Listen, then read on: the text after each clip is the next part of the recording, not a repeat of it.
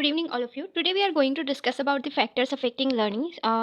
Here in objective, after going through this unit, you will be able to explain the factors affecting learning, explain how maturation affect learning, explain the concept and importance of attention and perception, explain the concept, principle, theories of motivation and techniques of motivation student, and then you will be able to discuss the fatigue as a factor in learning.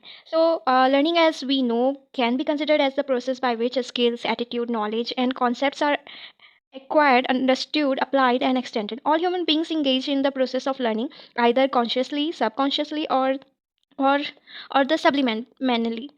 Whether grown-ups or children, it is through learning that their competence and ability to function in their environment get enhanced. It is important to understand that while we learn some ideas and concepts through instruction or teaching, we also learn through our feelings and experiences. Feelings and experiences are a tangible part of our lives, and this greatly influence what we learn, how we learn, and why we learn. Learning has been considered partly a cognitive process and partly a social and affective one. It qualifies as a cognitive process because it involves the function of attention, perception, reasoning, analysis, drawing of conclusions, making interpretations, and giving meaning to the observed phenomena. All of these are mental processes which relate to the intellectual functions of the individual. Learning is a social and affective process as the societal and cultural context in which we function, and the feelings and the experiences which we have greatly influence our ideas, concepts, images, and understanding of the world. These constitute inner subjective interpretations and represent our own unique, personalized constructions of the specific universe of functioning. Our knowledge, ideas, concepts, attitude, beliefs, and the skills which are acquired are a consequence of these combined processes. The process of learning involves cognition, feeling, experience, and a context. Individuals vary greatly with regard to their ability, capacity, and interest in learning. You must have noticed such variations among your friends and students. In any family, children of the same parents differ with respect to what they can learn and how well they can learn. For example, a particular child may be very good at acquiring practical skills such as repairing electrical gadgets, shopping for the household, etc., while his brother or sister may, in contrast, be very poor in this and good at academic tasks instead. Even for yourself, you may be perplexed why you can do some tasks well but not others given in the same competence level. For example, learning the tunes of songs and even their lyrics is often found to be easier than learning a formula or a poem. Do you ever wonder why this is so? You may have observed that for some people, learning driving, swimming, cooking is achieved easily, while for some others it is a nightmare. Why this happens? Respect to how? Okay, what could be underlying reason why individuals differ with respect to and how and what they learn are the key questions addressed in present unit. To find some answer to this question, we will try to identify and understand the various factors affecting learning. Then maturation is factor in learning. Okay, maturation is an important factor that affects our learning. Is defined as growth that proceeds regularly within a wide range of environmental conditions. Maturation is growth that takes place regularly in an individual without spatial condition of stimulation such as training and practice. Learning is possible only when a certain stage of maturation is also reached. Exercise and training becomes fruitful only when a certain stage of maturation is attained. Maturation determines the readiness of the child for learning. Learning will be ineffective if the child has not attained the required level of maturity. There are individual differences in maturation. This means the rate of maturation varies with individuals. There are individual differences in the capacity to learn at the same age level. And this is because of the difference of maturation level. Specific skills are learned by children easily who mature earlier than others. The three R's, that is reading, writing, and reckoning, can be learned only after the maturation of muscular and brain capacities. Rate of learning ability is closely related to the maturation of the cerebral cortex. Deterioration of the cortical tissues in old age brings about declination in the learning ability. So it can be said that the learning is not independent of maturation but must be based upon a sufficient stage of growth. Learning is possible only when a certain stage of maturation is reached. However much we practice a 6-month old child with walking exercises, the infant cannot walk. The muscular muscles have not matured enough for the infant to learn to walk. This particular learning is possible only when the nerves and the muscles have attained a particular stage of maturation and development. Practice is not produced when properly articulated with the maturation level. It is very essential for the teacher to know the maturation level of the pupils. Then attention and perception as a factor in learning. Another factor which affect learning is attention. Attention is always present in conclusion continuous life and is common to all types of mental activity. It is characteristic of all the conscious life. Every activity of yours is based on interest and attention. You can succeed in achieving your goals only when your attention is directed towards learning. Attention is defined as act of selective consciousness. Ross Domwell defined attention is the concentration of some consciousness upon one subject rather than another. Then characteristic of attention. Attention is focusing consciousness on one subject. One subject is the focus of attention. All other objects in the margin of the attention. Right now, what is the focus of your attention? What object are in margin of your attention? Then attention is selective. We choose to attend to one object in preference to others. Then attention is constantly shifting from focus to margin. Attention is a state of preparedness where the muscles and sense organs ready themselves for attending. Then attention cannot be divided between two mental tasks. Then types of attention. Voluntary attention, a person actively searches out information that has personal relevance. Then selective attention, a person selectively focuses attention on relevant information. Then involuntary attention, a person is exposed to something surprising, novel, threatening, or unexpected. That is surprise, movement, unusual sound, size of stimulus, contrast effect, and color. Several factors affect attention. These are factors inherent in the object of attention. That first one is movement. An animated picture elicits more attention than a still picture.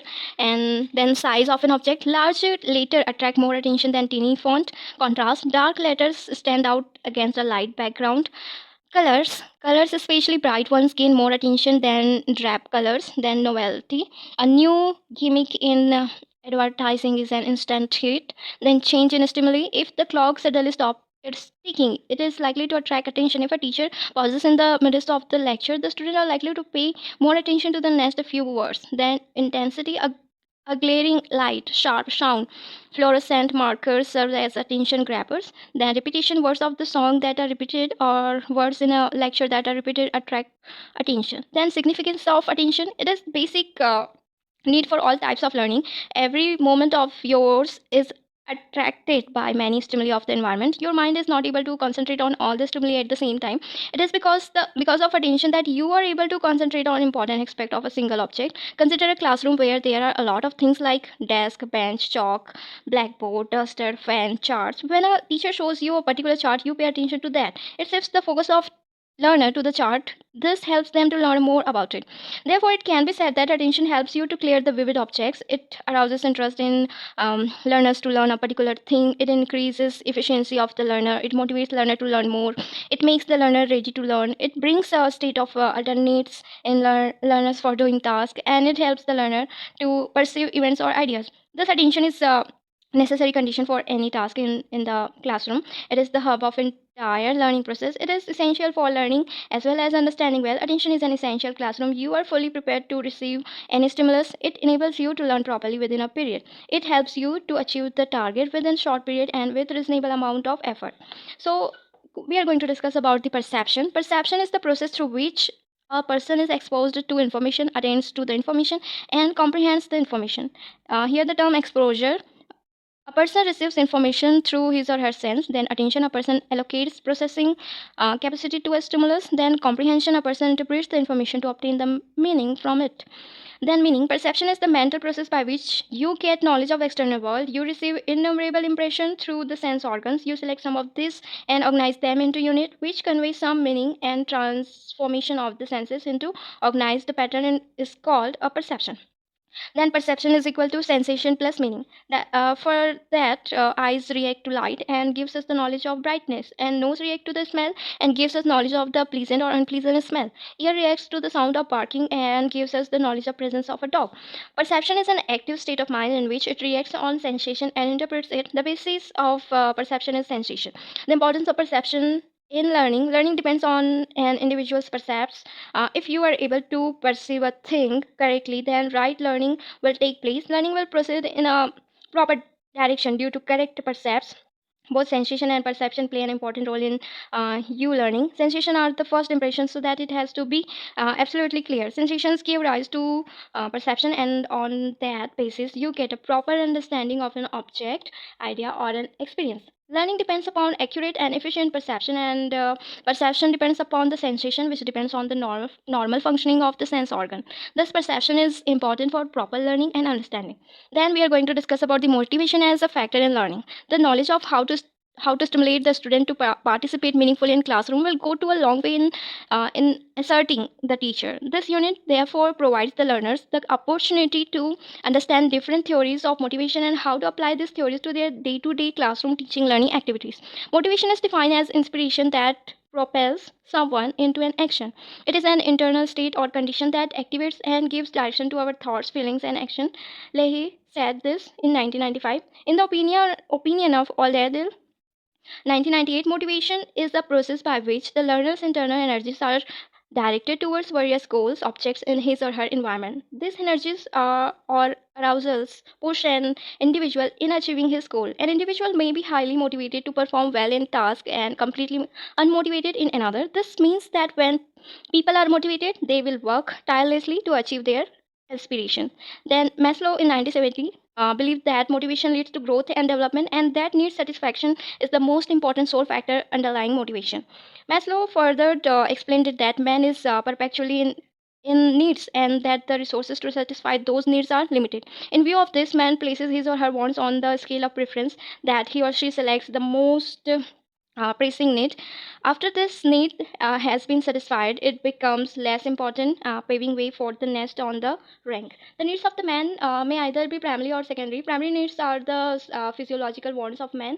It may be the need for water, rest, sexual intercourse, hunger, and thirst. Secondary needs are the desires for autonomy, affection, or the needs for safety and security. For example, the desire of a laborer to take a glass of water after thirst is a primary need. At the same time, craving of the student to stay in the serene classroom environment is a secondary need.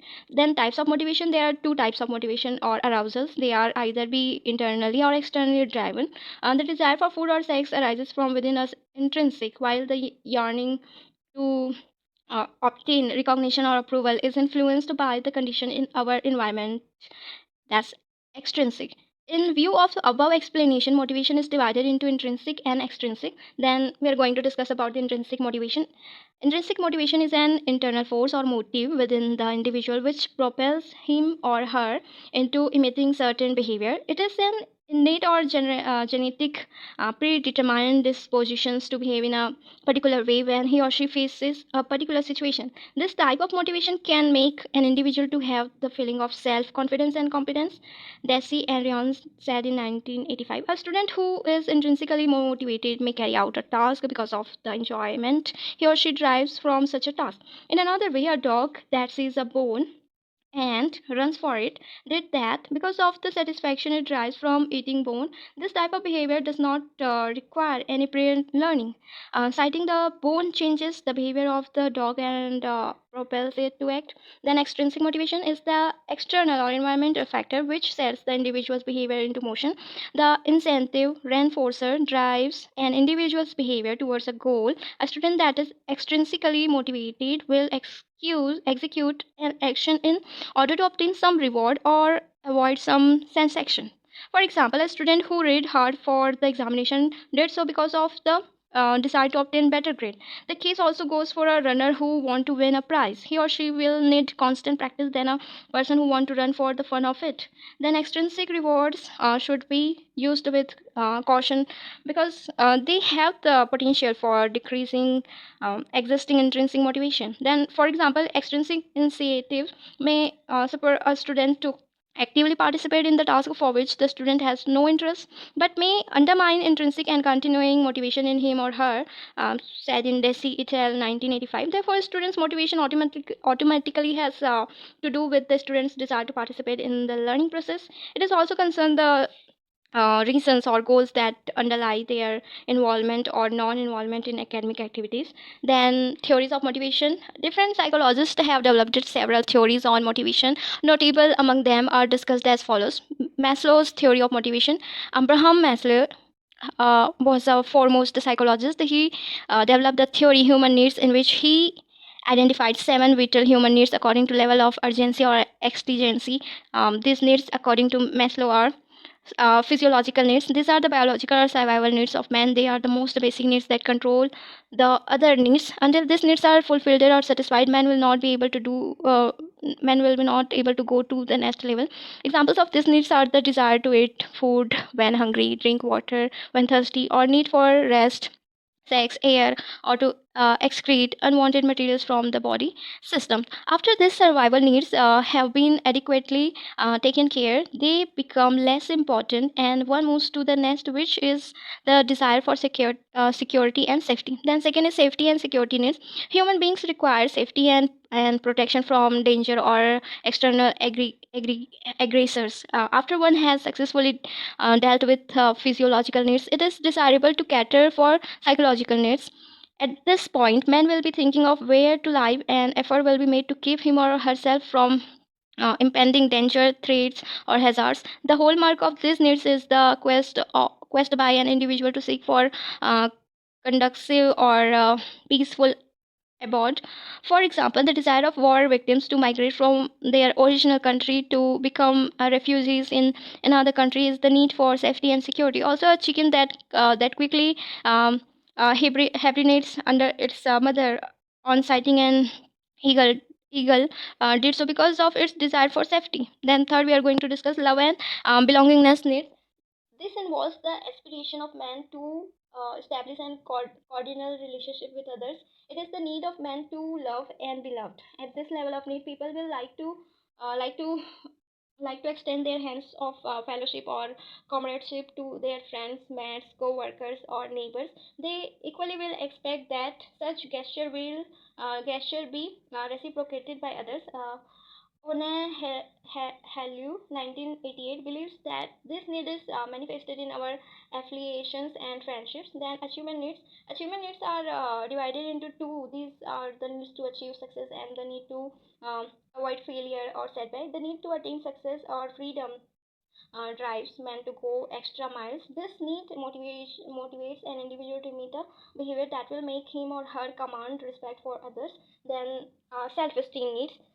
These are the things we desire to order that in our ego will be boosted after the individual has been accorded respect or recognition by others. The next thing for him or her is to start seeking for the thing that will make him or her enjoy considerable influence from others. The ability of someone to fulfill this condition makes him or her feel superior and self-confident. Inability to fulfill this need makes a person feel dejected or inferior. Then aesthetic need. These needs include the desire of people to pursue or admire beautiful things, their desire for um, beautiful and expensive cars, houses, materials, gorgeous and expensive dresses, and beautiful surrounding with well trimmed and maintained flowers. Then self-actualization needs. When a person has successfully achieved or gained the most basic need or wants, then such an individual will want to get a rare opportunity. It is the time when a person will like to distinguish him or herself by seeking for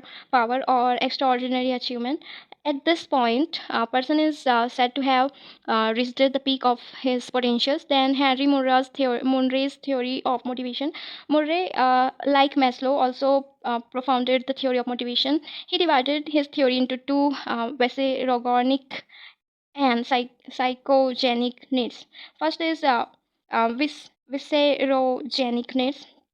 These are referred to as biological or physiological needs. They are the primary needs, and this include the desire of water, sex, sleep, food, air, excretion of waste products, and they are the higher order needs. Then second is psychogenic needs. These needs correspond with other needs in Maslow's theory. They are secondary needs. Example of this are the longing for safety and security, love and comradeship, self-esteem, beautiful things or serene environment, rare or dominant positions, etc. Then classroom implications of theory of motivation. It is important for the teacher to know that the basic needs of his or her students and cater for this according to level of their importance. For example, the teacher need to think first of a student's food, rest, or health before thinking of teaching them. Then when the teacher praises his or her students for doing well in their study or assignment, they will be suffer to sustain that effort. A classroom which is well decorated or embroidered with beautiful charts and learning materials will be students friendly. The student minds will always be attracted to the activities in a beautifully adorned classroom. In a classroom, students like being recognized or respected. When their views are recognized or respected, they will have their confidence boosted and developed. It then from the beginning of the lesson, the teacher should endeavor to make his or her student know possible outcome of the lesson. It is when the student know what they are likely to achieve from the lesson that their attention will be arrested and sustained. Then feedback is necessary if the interest of the student must be sustained in the classroom.